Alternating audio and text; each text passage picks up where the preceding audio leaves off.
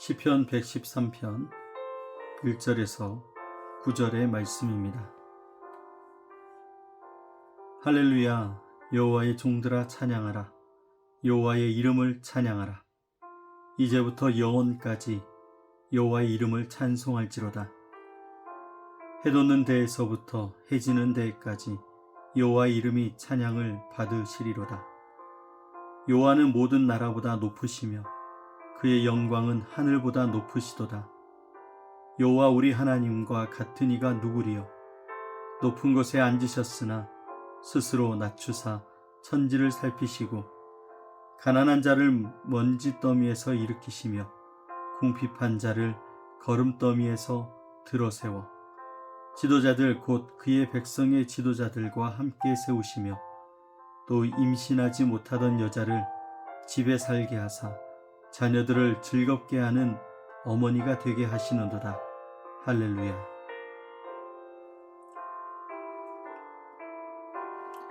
오늘도 함께 5가지 묵상법을 가지고 오늘 우리에게 주신 말씀을 함께 묵상하면서 하루를 시작하겠습니다.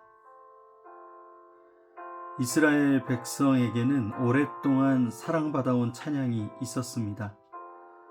절기를 지킬 때에도, 성전에서 함께 예배를 드릴 때에도, 하나님께서 베푸신 구원의 은혜를 기억할 때에도 그들은 이 노래를 함께 불렀습니다. 바로 시편 113편부터 118편까지 이어지는 할렐 시편입니다. 그리고 그 첫 번째 노래가 오늘 우리가 함께 묵상하는 시편 113편입니다. 첫 마디부터 이렇게 시작합니다.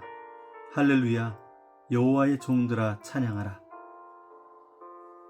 그런데 왜 하나님은 수많은 시편 가운데서 이 노래를 하나님의 백성이 가장 사랑하는 찬양으로 주셨을까요? 오늘 우리는 그 질문을 마음에 품고 시편 113편을 천천히 따라가 보려고 합니다. 그러면 이 노래가 세대를 이어서 하나님의 백성의 입술에 머물렀던 이유를 우리가 만날 수 있게 될 것입니다. 먼저 오늘 본문에 나타난 하나님은 어떤 하나님이실까요? 오늘 4절에서 6절의 말씀을 보면 여호와는 모든 나라보다 높으시며 그의 영광은 하늘보다 높으시도다. 여호와 우리 하나님과 같은 이가 누구리요? 높은 것에 앉으셨으나 스스로 낮추사 하늘과 땅을 살피시고. 오늘 시편은 하나님을 2가지 모습으로 보여줍니다. 먼저 하나님은 모든 나라보다 높으신 분이라고 말씀하십니다. 하나님의 영광은 하늘보다 높으며 어느 누구도 하나님과 비교할 수 없습니다. 그래서 오늘 말씀은 여호와 우리 하나님과 같은 이가 누구리요? 라고 고백합니다. 질문의 답을 찾기 위한 질문이 아니죠. 하나님의 유일하심을 선포하는 믿음의 고백입니다. 그런데 시편은 하나님의 높으심만 말하고 있지 않습니다. 높은 곳에 앉으셨으나 스스로 낮췄다고 이야기합니다. 스스로 낮췄다라는 이 말은 너무 높으신 하나님께서 몸을 굽혀서 아래를 살피시는 모습을 우리는 상상할 수 있습니다. 하나님께서 높은 보좌에만 계시는 분이 아니고 우리의 삶을 세밀하게 살피시는 분이십니다. 이것이 성경이 말하는 하나님의 위대하심입니다. 세상은 높은 사람일수록 멀어진다고 생각합니다. 그러나 하나님은 가장 높으신 분이시기 때문에 가장 낮은 자리까지 내려오실 수 있는 분이신 거죠. 우리의 눈물도 기도도 아무에게도 말하지 못한 마음의 무게도 하나님은 외면하지 않으십니다. 오늘 말씀은 우리에게 무엇을 지시할까요? 오늘 하나님께서 하나님의 백성에게 가장 먼저 찬양하라고 말씀하십니다. 본문을 자세히 보면 오늘 말씀의 찬양의 범위가 점점 넓혀지는 것을 볼 수 있습니다. 먼저는 여호와의 종들아 이렇게 부르시면서 하나님의 백성을 찬양으로 부르십니다. 그리고 이어서는 이제부터 영원까지라고 말씀합니다. 찬양이 어떤 특별한 순간이 아니라 삶의 모든 시간에 찬양이 이루어진다라고 말합니다. 그리고 해 돋는 데에서부터 해 지는 데까지라고 말합니다. 찬양이 예배당 안에서만 머무는 것이 아니라 삶의 모든 자리로 이어져야 하는 것을 선포하고 있습니다. 결국 하나님께서 원하시는 것은 찬양의 삶입니다. 예배 시간에만 하나님을 높이는 것이 아니라 하루의 말과 선택과 태도를 통해서 하나님의 이름을 드러내는 것입니다.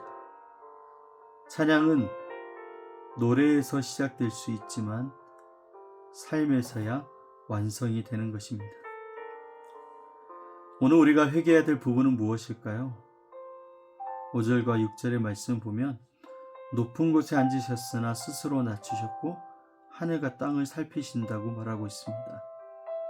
오늘 말씀은 하나님의 높으심보다 하나님의 마음을 더 깊이 보여주고 있습니다. 가장 높으신 하나님께서 스스로 몸을 굽혀서 낮은 자를 살피는 모습. 여러분, 우리의 모습은 어떨까요? 조금이라도 인정받으려 높아지려 했고, 조금이라도 손해를 보면 억울해하고, 다른 사람보다 앞서는 마음을 품을 때가 많았습니다. 섬김받고 싶어하고 이해받기를 원하는 것이 오늘 우리의 모습입니다. 예수님께서 인자가 온 것은 섬김을 받으려 함이 아니라 도리어 섬기려 한다고 말씀합니다. 높으신 하나님께서 낮아지셨다면 하나님을 따르는 우리의 삶에도 겸손이 있어야 될 것입니다. 오늘 말씀이 우리에게 주시는 약속은 무엇일까요? 7절부터 8절의 말씀의 내용을 보면 가난한 자를 진토에서 일으키고 궁핍한 자를 거름더미에서 들어서 세운다고 얘기합니다. 그렇게 그들을 귀인들과 함께 앉히신다고 이야기를 합니다. 여러분, 오늘 하나님의 놀라운 약속입니다. 하나님은 낮은 자를 보는 것으로 끝내지 않고 일으키시고 계십니다. 진토와 거름더미는 당시에 가장 낮고 수치스러운 자리를 상징합니다. 사람들은 그런 자리를 피하려 했지만 하나님은 바로 그 자리에서 새로운 역사를 시작하신 것입니다. 하나님은 절망을 소망으로 바꿨고 수치를 영광으로, 눈물을 기쁨으로 바꾸시는 분이십니다.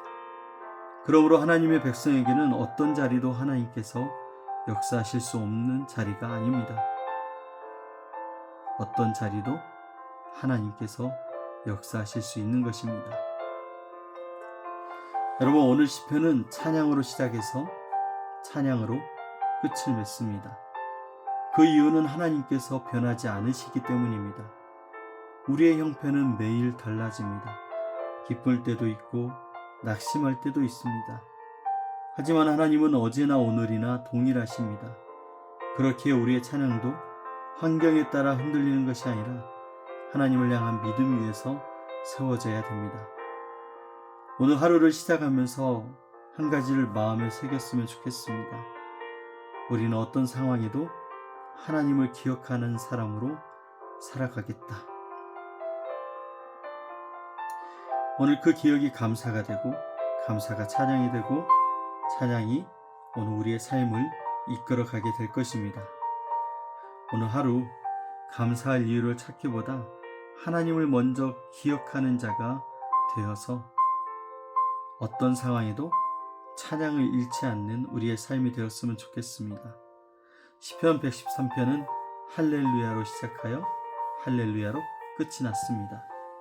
이스라엘은 이 노래를 절기마다 불렀고 하나님께서 베푸신 은혜를 기억할 때마다 함께 찬양했습니다. 이제 우리는 그 이유를 알게 됩니다. 가장 높으신 하나님께서 가장 낮은 자를 외면하지 않으시는 하나님이심에 오늘 우리가 하나님을 찬양하는 것입니다. 몸을 굽혀서 우리의 삶을 살펴주셨고 진토에 있는 사람을 일으켜 세우시고 절망을 소망으로 바꾸시는 하나님. 여러분, 오늘도 우리의 삶에는 여러 가지 상황이 있습니다.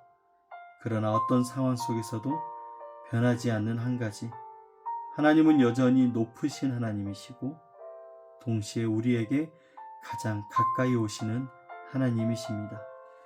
그 하나님을 기억하며 하루를 시작한다면 우리의 입술에도 자연스럽게 할렐루야가 흘러나오게 될 줄 믿습니다. 할렐루야. 기도하겠습니다. 사랑의 하나님 아버지, 오늘도 시편 113편을 통해서 우리에게 찬양 받으시기에 합당하신 하나님을 보여주셔서 감사합니다. 모든 나라보다 높으시고 우리의 작은 신음까지도 외면하지 않으시고 몸을 굽혀 우리를 살피시는 은혜 너무나 감사를 드립니다.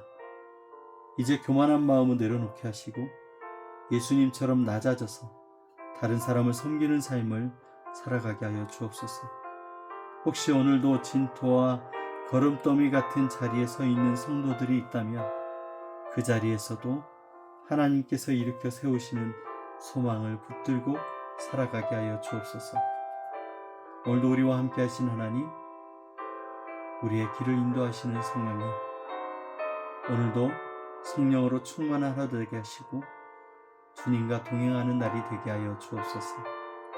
감사드리며 예수님의 이름으로 기도드립니다. 아멘.